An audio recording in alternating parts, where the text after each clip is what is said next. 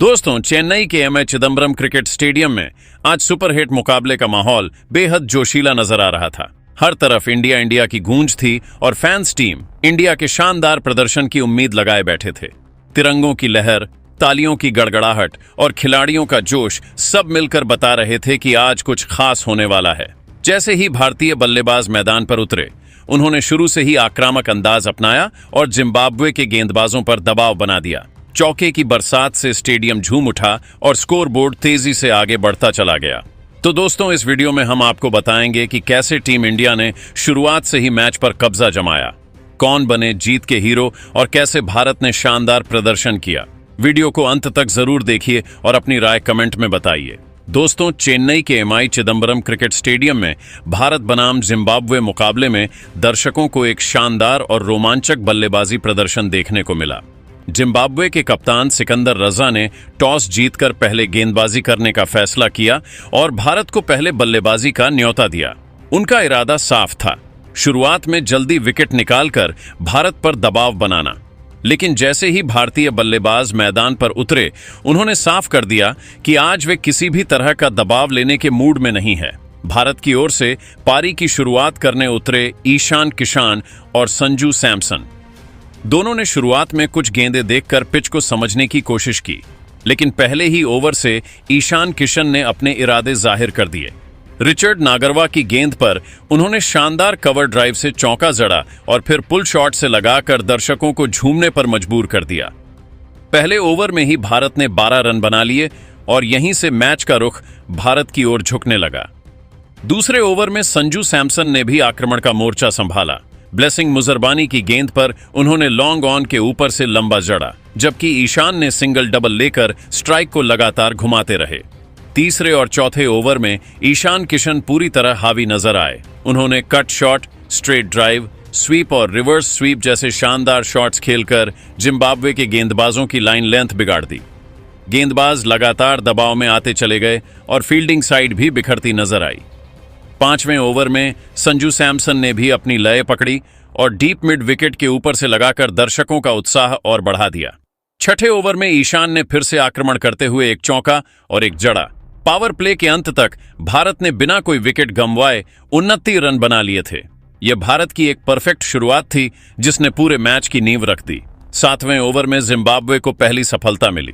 Sanju Samson 24 run बनाकर catch out हो गए। उनके आउट होने से थोड़ी देर के लिए भारतीय डग आउट में सन्नाटा जरूर छाया, लेकिन रणगति पर इसका ज्यादा असर नहीं पड़ा। इसके बाद क्रीज पर आए तिलक वर्मा। तिलक ने आते ही संयम दिखाया और ईशान के साथ मिलकर पारी को आगे बढ़ाया। दूसरी ओर ईशान किशन उस समय जबरदस्त लय में थे। उन्होंने ब्रैड इवांस और ग्रीम क्रीमर जैसे गेंदबाजों पर जमकर रन बटोरे। 7 पॉइंट वर्ड ओवर में ईशान किशन 61 रन बनाकर आउट हो गए। उन्होंने सिर्फ 24 गेंदों में 6 चौके और 5 लगाए। उनकी यह पारी भारत को मजबूत मंच देने में बेहद अहम साबित हुई। उनके आउट होने के समय स्कोर 2 विकेट के नुकसान पर 109 रन था और भारत पूरी तरह नियंत्रण में नजर आ रहा था। इसके बाद कप्तान सूर्य कुमार यादव मैदान पर आए। उन्होंने शुरुआत में संभलकर बल्लेबाजी की और तिलक वर्मा के साथ मिलकर पारी को आगे बढ़ाया। सूर्य कुमार ने कुछ आकर्षक कवर ड्राइव और पुल शॉट खेले, लेकिन 10.1 ओवर में वह सिकंदर रजा की गेंद पर आउट हो गए। इसके बावजूद भारत की रणगति बनी रही।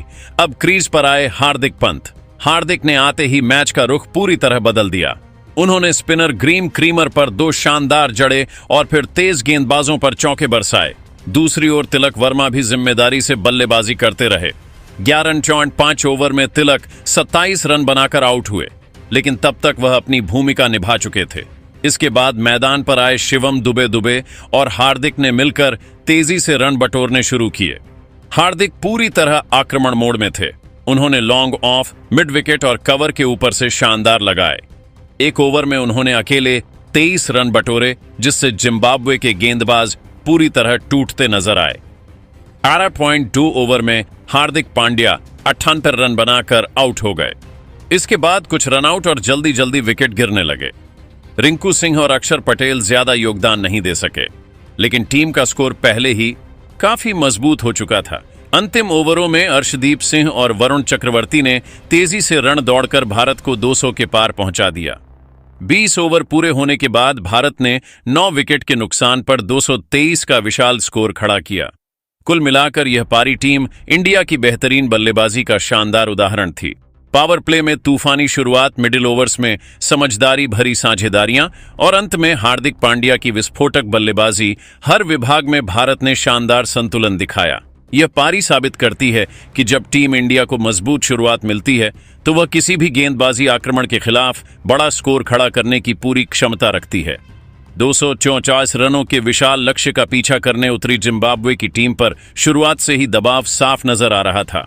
इतने बड़े स्कोर के सामने जिम्बाब्वे को तेज और मजबूत शुरुआत की जरूरत थी, लेकिन वेस्ट इंडीज के गेंदबाजों ने पहले ही ओवर से आक्रामक अंदाज अपनाकर मैच पर पकड़ बना ली।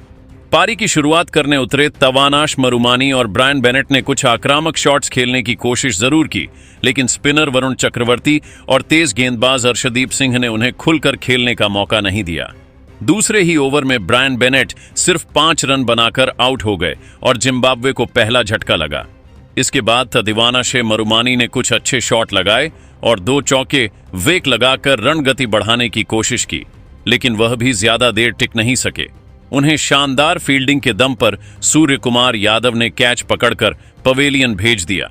पावर प्ले के अंदर ही जिम्बाब्वे ने 3 विकेट गंवा दी और स्कोर 37 रन तक ही पहुंच सका।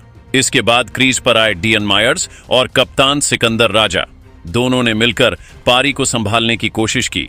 मायर्स ने आक्रामक अंदाज में बल्लेबाजी करते हुए 3 चौके और 2 लगाए, जिससे कुछ देर के लिए जिम्बाब्वे को उम्मीद जगी। उन्होंने सिर्फ 15 गेंदों में 28 रन बनाए और रन रेट को तेज करने का प्रयास किया।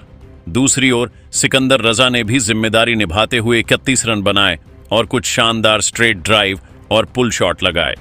लेकिन जैसे ही यह साझेदारी जमने लगी, तभी अक्षर पटेल ने मायर्स को आउट कर जिम्बाब्वे को बड़ा झटका दे दिया। इसके बाद रजा भी ज्यादा देर नहीं टिक सके और 10.3 ओवर में आउट हो गए। स्कोर 5 विकेट के नुकसान पर 44 रन हो चुका था और यहां से मैच लगभग वेस्ट इंडीज की पकड़ में आ गया। मिडिल ऑर्डर पूरी तरह बिखर गया। टोनी मुनियोंगा और तशिंगा मुसेवा जल्दी जल्दी पवेलियन लौट गए। लगातार विकेट गिरने से जिम्बाब्वे की रन गति पर ब्रेक लग गया और बल्लेबाज दबाव में आ गए। इसके बाद ब्रैड एवंस ने अकेले संघर्ष किया। उन्होंने 20 गेंदों में 28 रन बनाए, जिसमें 2 चौके और 5 शानदार शामिल थे। उनकी पारी ने दर्शकों को जरूर रोमांचित किया, लेकिन टीम को जीत की ओर नहीं ले जा सकी।